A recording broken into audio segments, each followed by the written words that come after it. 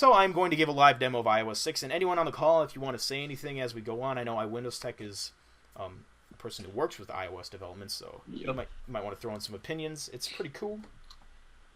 All right, so let me just get my backlight turned up a bit here. And I'll talk about all the cool new features and stuff, but I'll also talk about some of the bugs it has that need to be squished. But, they'll take care of that. No big deal. I'll probably honestly be uninstalling this beta tomorrow. Yes? Actually, one thing I am going to say, I'm going to get out of here for a second. I got to get my iPod plug. Okay. Yeah, I'll be back. That's fine. All right. So here we go. This is iOS 6. As you may see right away, it doesn't look too much different. That's because we really haven't started yet. Okay, so I'm probably just going to start with... I'm afraid to open up the phone app because you're going to see all my calls and stuff, so I'm going to hide the screen quickly. And then... Oh, actually, it was right on this screen, so that's awesome. We'll start with the phone app, since this is an iPhone I'm using and the phone's the main thing. As you can see, the keypad looks different. So that's pretty awesome. And it's got some nice interface changes across the whole system. As you can see here, like in certain apps where the status bar is usually like that light gray color, it's now blue. And the toolbars on top aren't glossy. They got kind of like a matte finish. So that's kind of like a system-wide user interface tweak. And it works just like a normal phone pad kind of thing. I can dial numbers. I've also got some pictures I can show you here. Since this is a live demo, we can't demonstrate everything perfectly. Because, like I said, we're doing this live. But I've got some pictures here I can show you of certain phone features. So here's another example of a phone feature. This works with like FaceTime and with calls. If you get a call and you can't answer now, you just slide up this little part of the interface here, this little slider right here. And what it does is it lets you do like a quick reply. If you hit reply with message, it gives you some presets, or you can put in your own message, or you can have it set a reminder to remind you later to call this person. So that's pretty cool. All right, so that's some changes with the phone and the overall user interface. Speaking of user interfaces, you can see the stores here have a new design. So they got new top bar, new navigation bar. The stores themselves look different. Scroll down a little too far. That's actually my favorite part. Oh, you like this? I like the whole new app design, store design. Easier on the eyes. Yeah, that is definitely true. And not only did they do that, but like with the App Store, they changed the same UI elements, but what they did was, when you update an application, it doesn't actually pull you out of the App Store. It just shows a little loading bar right on the tile, and when you install it, the update button turns into an open button. Oh, and here we got a notification. That's a perfect example to use the notification center with. So as you can see, notification center hasn't changed a lot, but the cool thing is you can actually tweet right from in here. So if you tap that, you just get a little tweet sheet. That's part of the new updates to the Twitter integration. All right, so that's some other UI changes. Let's see what else. Definitely saving the new Maps app for last, because that's, like, incredible.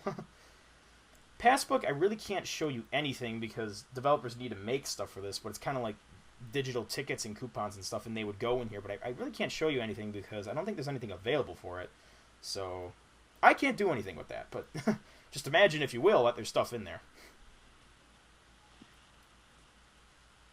If you go into System Preferences, you will notice there are some changes. There is that Do Not Disturb mode, kind of like on OS X we were talking about. That actually doesn't work for me. It doesn't? No. Interesting. But when I test the whole calling thing, it just pops up and it rings like normal. All right, well, it's a beta. Yeah. The Bluetooth buttons on the front page now, that's convenient. They have a whole new privacy panel to manage your privacy and location-based services. And they got, this is the Twitter and Facebook thing is there. The Facebook thing is new. I don't have Facebook, so I'm not in that, but it's integrated into the system. I'm back. Hi there. Brightness and wallpaper are unified under one panel, like on the iPad. So those are some changes in the preferences. Here's another example of a UI change. As you can see, the weather app looks different. Looks kind of shiny, actually. I like that. Get your hourly forecast there. Siri had some nice changes. Let's ask Siri some questions with its new features. Let's do a sports question. It's funny because I'm going to be asking about LeBron James, and my phone has a ring, and he doesn't. Who is LeBron James? So then you'll see what it does with the new interface in Siri. There you go. It pulls up sports LeBron statistics, James. just like that. Here's LeBron James. Oh my God, it picks up its stats Yep, too. it's got everything here. Um, Miami Heat, baby. there you go. So that's pretty awesome. So Siri does have new changes. It has restaurant updates as well. It also has more language support, so that's nice. So that's some Siri changes. Let's see what else have we got here. The weird thing is, if you can launch things with the Siri now. I Oh, tried yeah. launching the Stocks app on my iPad, and it came up Cool. with the Oh, yeah. iPhone version. It's kind of weird. Oh, that's Oh wow. whoa. It's really? not even installed on there. It just comes up. Wow, that's interesting. Hello. Hi. Yeah, that's a bug. They must have had it just like hidden in the software, and yeah, that's weird, man. All right, so let's actually try that just on the iPhone itself. So let's use Siri to launch an app, which is something they honestly should have had in there since the first time they introduced Siri, for Pete's sake. Honest opinion. All right, let's try it. Open stocks. And there you go. It just goes right over to the updated stocks application. And it's got some nice new features in it, too. Okay, so that's that.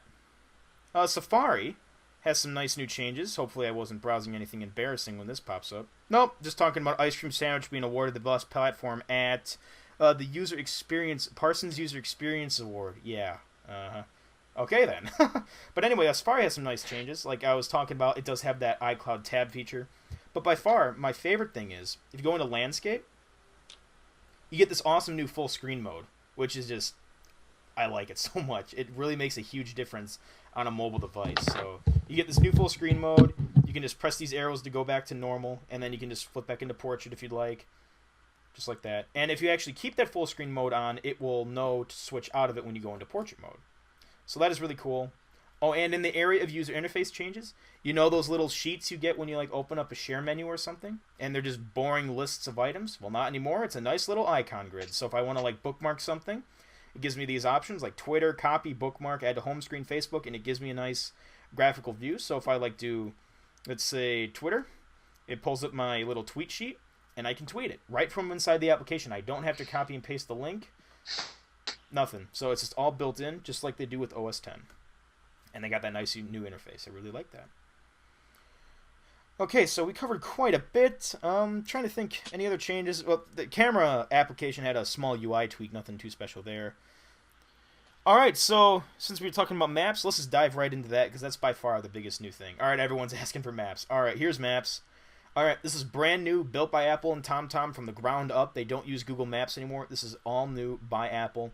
Vector-based graphics, loads very fast, very nice interface, turn-by-turn directions, Siri support, 3D, lots of nice things. So, for example, I'm at the Space Needle here. As you can see, I got this 2D view.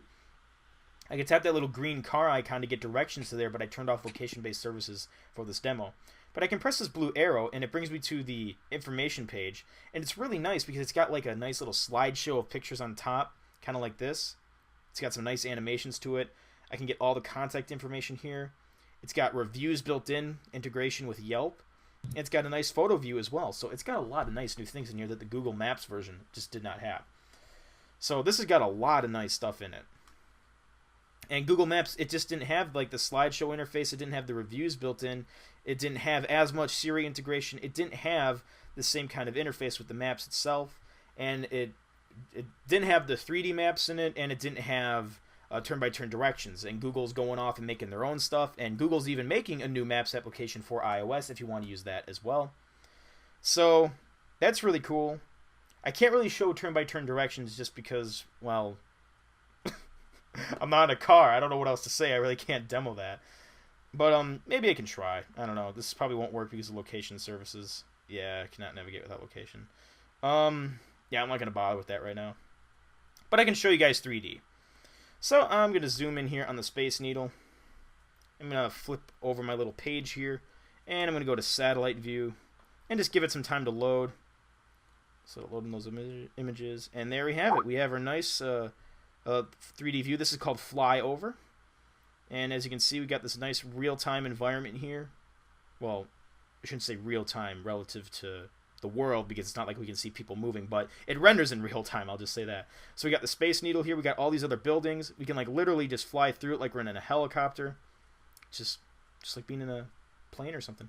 Can I go to ground level? I could zoom in pretty close, but I don't know if I can go to ground level like Street View. Yeah, that is one thing that this doesn't have that the Google Maps thing did. And that is Street View. I don't think I can go that far down. But yes, as you can see, we've got a nice 3D view here. It's just like I'm flying over it. It looks awesome. And if you just sit there and let it render up a bit, it'll look really nice. Change the camera angle here. Oh, and it crashed. Yeah. Beta. Beta, people. That's what's going to happen. What, the new Maps app? Well, the whole system is beta, so that happens. Let's go back in. Let's switch to satellite again. And someone in the chat, give me a location, like a city. Give me like a good metropolitan area you'd like me to zoom into with the 3D view. And as you can see, I can get pretty... New York. I can get pretty close with the 3D view here. Look at that Space Needle. It's awesome in 3D. That is so awesome. All right, sorry, what location? Oh, that's very cool. New York doesn't even work on here. Clinton, New York. Clinton, New York. All right. Let me just pull up the search field quickly. And there we go. Well, I'll do another one for you guys just to make up for that, and then someone else can give me some other ones in the chat. I'm going to go to the Sydney Opera House, because I know this one is flyover ready. As you can see, the camera is already animating itself, and it's rotating around the location. Let me just zoom in here. And as you can see, the 3D is already loaded. And see, there you go. So oh, look, you can already see bumps in the terrain. Yep. And let me just zoom in here and rotate a bit. And there we go. There's the Opera House. I love how they do all the famous places before they do anything, like, rural. Well, they got to start with that. Yeah, shucks. Yeah, that's why they said major metropolitan areas. Let's see. Toronto, Chinatown. Ooh, Chinatown. Yes, let's do Chinatown. Good suggestion in the chat. Chinatown. What, you mean in Las Vegas? Wait a minute. That's in, like, L.A., isn't it? I'm getting a couple, actually. I'm getting Chicago, Illinois, Manchester, England. I'm getting Canada, too. Oh, they want me to do Chicago. Okay, I'll do Chicago. Ooh, I wonder if they have the big bean rendered on flyover. Wouldn't that be hilarious? Okay, let's zoom in here. I wonder if Tom's been around this area, because he lives in Chicago. Oh, okay. Yeah, I went all the way down there to go to this college, and it was pretty nice. There's a college there that I look... Oh, there we go. We got 3D there. Look at that. Really nice. Let's see how far we can zoom in here. That's as far as we can zoom in. Let me just let that load up a bit. Yeah, sweet. Look at that. We'll use dictation. Los Angeles, comma, California. And then just... Oh, I hit cancel. Genius. Genius. Okay. Los Angeles, California. And we'll just do, boom, Los Angeles, California. Zoom in. Oh, there was a glitch one time. I was actually on the road, and I was using the traffic feature, but I used Siri to map out a place, and it, like, literally showed me the United States. It zoomed out all the way to show me the United States. I'm like, thanks for the help. But anyway, here's Los Angeles, 3D view. Looks really nice. Oh, and, guys, if you think this is awesome on the iPhone, holy crap, you've got to see it on the iPad. It is great. Because bigger images, better everything, basically. Better everything, yeah. You know, it's pretty cool on the iPhone as well, and if you don't have an iPad, it's still awesome just to look at it in landscape. So I'm going to switch to landscape and just take a look at that. And there's Los Angeles. Oh, yeah. So, Improve all the features. Improve all the features, yes. There's over 200 new features in iOS. There's so many other things. Not as big as the ones we went over, though, so that's pretty cool. Did we do FaceTime yet? The only new thing with FaceTime is it's activated over cellular now, I pretty much believe. Oh, yeah. That's really the only new thing there. But yeah, thank you everyone in the chat for giving us suggestions for flyover. That was a lot of fun. So that is iOS 6. Expect it this, fall? Probably October, for a free update.